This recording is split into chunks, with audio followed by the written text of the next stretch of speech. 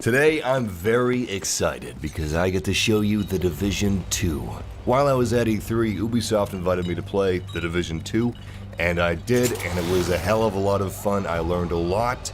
So not only am I going to be showing you the gameplay, but I'm also going to be telling you a lot about The Division 2 itself. Now, since the sound design is so incredible, I will be giving you some no commentary gameplay towards the end of this video, but there's a lot that's changed from The Division 1, and there's a lot of new mechanics and new features that I'm really excited to talk about. And whether you're a new player to the series or a returning veteran, I think we can all agree The Division 2 is sounding pretty good. Anyway, I've tried to gather as much information as I possibly could, but it's really concise, so I'm going to quickly go over just about everything that we know about The Division 2, just about everything that the developers would actually tell me about the game.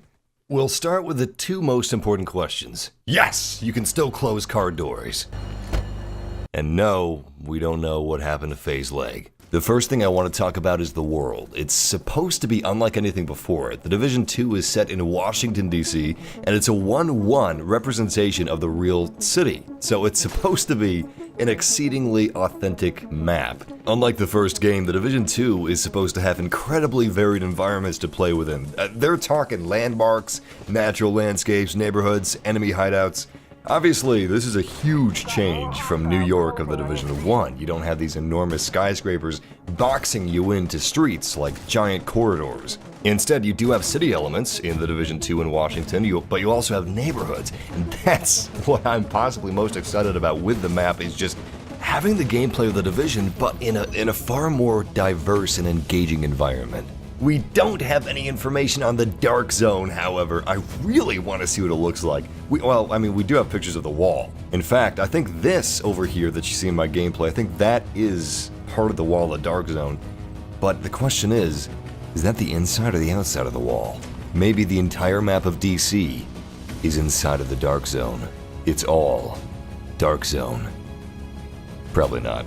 Grass deformation is a thing. There seems to be a nice physicality to the environments and the junk and trash and cover that's laying around. Like this fairly lightweight thin metal on the plane that actually bounces when an agent jumps on top of it. Which is a small detail, but it's really important because it lends authenticity to the game world itself instead of just feeling like static polygons. Perhaps most importantly, the open world is supposed to be dynamic. A dynamic open world is an interesting open world. Civilians can actually take over control points on their own, and they can lose them as well because they actually have to maintain those control points. So you should be seeing a lot of dynamic things happening throughout the open world, such as civilians actually fighting back and trying to retake DC. Before I go over the super juicy endgame details that we have, such as the fact that 8-player raids are in the game, I want to talk about general gameplay. Generally, the gameplay felt great. The shooting was really tight. I didn't want to stop playing. Honestly, I wish that I had more time, hands-on time with the game, because I was having a lot of fun, but it just went by in a flash. But yeah, the shooting was great in The Division 1, and it's great in The Division 2, albeit improved. And I'm glad that they didn't deviate too much on some of the core things that The Division 1 did really well, such as movement. It's familiar, it's smoother, the animations are better, but it is familiar, so it was like slipping on your favorite jacket. Just fit right. Now, I played as the Survivalist, which is one of the new specializations, but more on that later. So I had the Explosive Crossbow, which is just as cool as it sounds. You could stick people with the bolts and turn them into walking bombs. You could stick the bolts in front of them, anticipate where they're going to go. As for some of the new skills, like the Assault Drone, which is an unmanned drone that's basically like a mobile floating guns platform that can attack enemies, of course. You've got the chem launcher that you can use to shoot different chemicals that disperse upon impact. The different effects could be explosive vapor, corrosive acid, or nanobots that repair. The Wasp Hive, the offensive version of the Hive tool, launches small drones to devastate targets within a certain area, and the drones specifically target the weak points of enemies. So if you're dealing with a heavy that has multiple layers of armor, that's gonna come in handy. The Seeker Mine locks onto the closest enemy target in range and rolls along the ground in their direction, and it detonates when it gets close. Obviously, those are just a few of the skills that'll be in the final game. Weapon information and comparison is greatly expanded compared to The Division 1. There will be new co-op activities in the game, clans will be a thing. There's a base of operations in the game, of course. Isaac is back and he's still voiced by Brandon Keener. Agents have an armor bar. The armor bar first has to be depleted until you take health damage. Enemies are more layered than ever before with a larger emphasis on weak points, not only allowing you to deal a lot of damage, but also break through their armor. To make shooting and combat more intuitive and dynamic, they've lowered the time to kill for players, but also for NPCs. This is part of their initiative to make enemies not feel like bullet sponges, and it works well because it just, I don't know, it felt right, and it definitely felt like a marked improvement over enemies in the Division 1, from the time that I played anyway. In addition, NPCs have better reactions, better animations, and weak points that reward precise shooting. Layers of armor and weak points for enemies that are supposed to be much beefier and harder to take down it's a great solution for the bullet sponge problem because it encourages strategy and it encourages team play and planning, and it's way more satisfying. When I was speaking with a developer about the combat, he said that bullets can actually potentially pass through multiple enemies, depending on circumstance, of course. Sometimes bullets even have the potential to pass through an enemy and hit a weak point, which is pretty cool. And it seems like some of the weapons, especially some of the weapons that the enemies have, are kind of unique, like the foam gun. The foam gun launches foam at an agent's legs and cements them in place, and their teammates have to shoot their legs to get them free because they have to shoot the foam away. It's very aggravating, but in a good way. The Division 2 is supposed to have best in its class, best in its genre, Endgame. The developers took an Endgame first approach to development of the Division 2. Once you complete the campaign of the Division 2, that's when you can start going into intense PvP and PvE engagements. That's when you can start to truly hone your character's skills into exactly what you want their playstyle to be. Basically, after you complete the main campaign, you won't be endlessly retreading what you've already played. Expect a lot of unique twists and surprises in the endgame. We also get a bunch of brand new progression systems, new challenges, and for the first time, raids. 8-player raids are coming to the Division 2, which is going to make a lot of people very, very happy. Quests and activities are supposed to be diverse, but also fresh and unique, especially compared to what you've played up until that point, throughout your time with the main campaign. Which all sounds pretty good. But the Division 2 isn't supposed to stop at the end game either. The Division 2 is supposed to be an ever-expanding game with a wealth of post-launch content. And that's exactly what a game like this needs to be. If I and a bunch of my friends buy the Division 2, we want to know that we're going to be getting that support for what, in my view, is basically an MMO-esque shooter. So far, they've announced a full year of free additional story-driven missions, map expansions, that's great, I love that, and new gameplay modes. The Division 2's map is supposed to be around 20% larger than the Division 1. But in the Division 2, you don't have a city full of enormous skyscrapers taking up a whole lot of space that you can't really enter. So not only should the locations within the Division 2's map be more diverse than the first, but it should also be more dense. Another part of the endgame are specializations. After you complete the main campaign, you get to choose a new specialization, such as Sharpshooter, Demolitionist, and Survivalist. Each specialization opens up new skills, mods, unique talents, and that's all tied up with a new progression system. They seem to have gone a long way to add a lot of custom abilities so you can maximize your agent's efficiency in whatever you choose their role to be. Specializations also have access to signature weapons, which are tied to that specialization.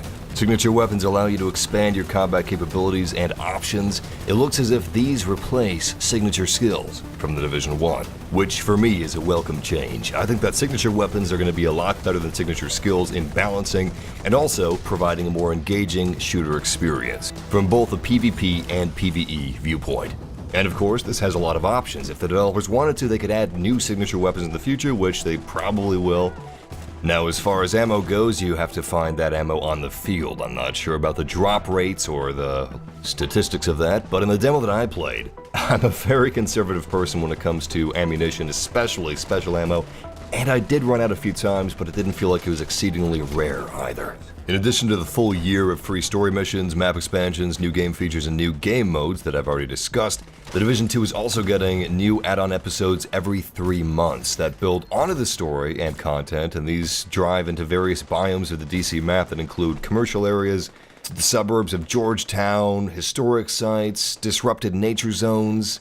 Each episode is supposed to have 4 pillars. Each episode will have story, map expansions, new areas to explore, new activities and things to do, and new gameplay features. Currently, that's just about all the details that we have on post-launch content. Anyway, that's just about all the information we have on The Division 2, and I'm going to leave you guys with some no-commentary gameplay so you can really appreciate the sound design and just fully absorb what you're seeing without me having to talk over you in your ear. But before that, I just want to say, if you haven't played The Division 1, you may not at first glance realize what makes The Division special, but it really is an incredible multiplayer and even solo experience shooter. With The Division 1, the developers did an incredible job improving the quality of life, balancing mechanics, refining gameplay, and just generally patching and updating the game and expanding it with content. They did such an incredible job that alone is one of the major reasons why I am so excited for The Division 2. If they could just keep that up, it's possible that it's going to be the best looter-shooter game out there. Anyway, thank you for watching, and if you enjoyed, like and subscribe for more content like this. But until next time, transmissions jammed, proximity coverage only.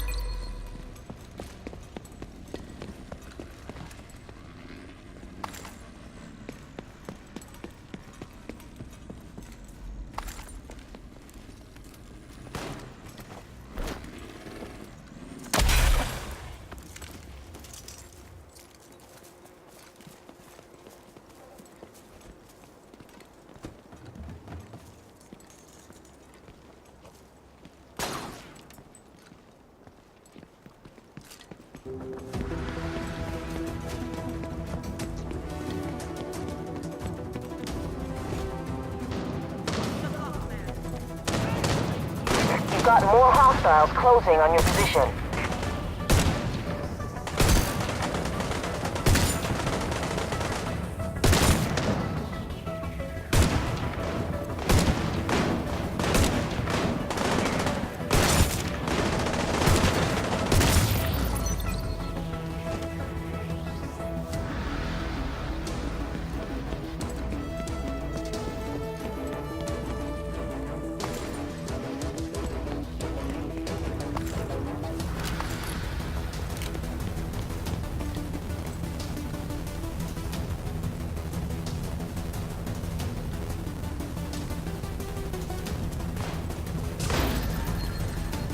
You're closing on the control point.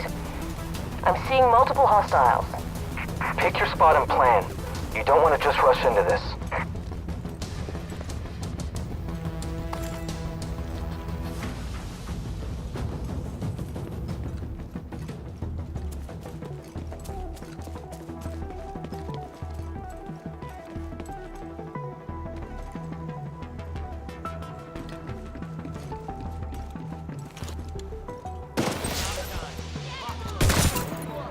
Right, there's the signal. Let's move out!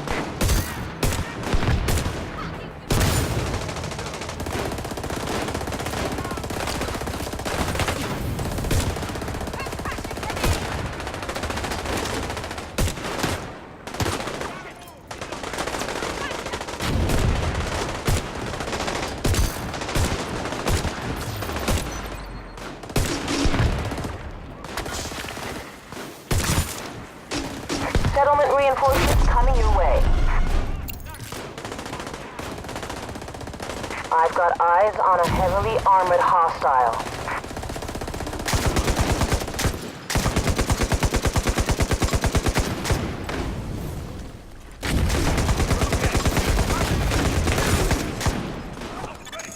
Vitals at critical levels.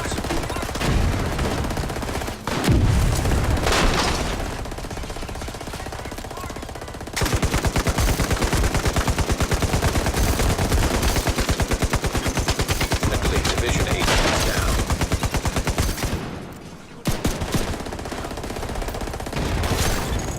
Vitals are at dangerous levels. Come in, Dick! You've got additional hostiles inbound on your position. Come on, people! Secure the site!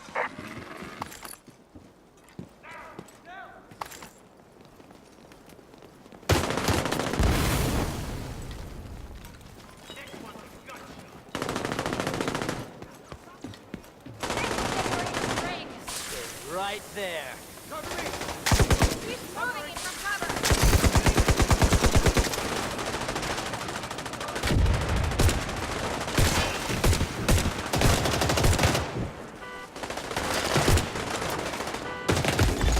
Vitals at critical levels.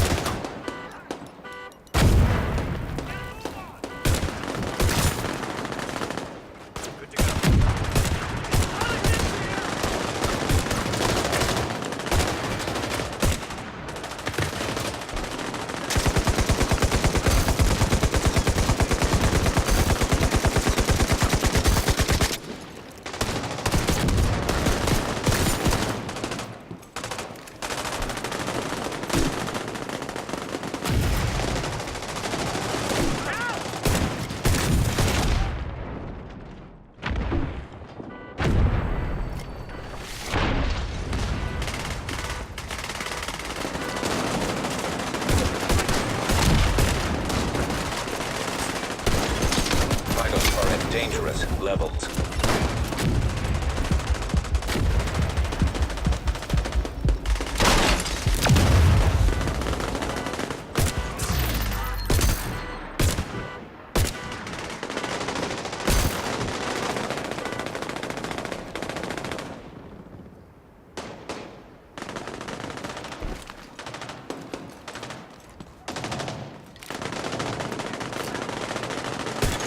Friendly division agent is down.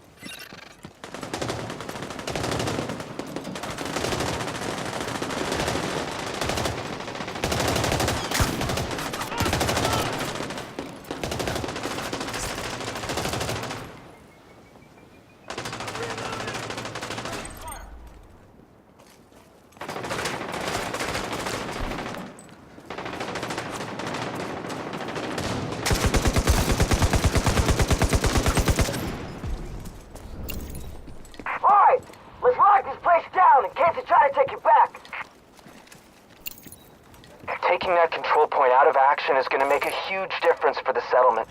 They needed this.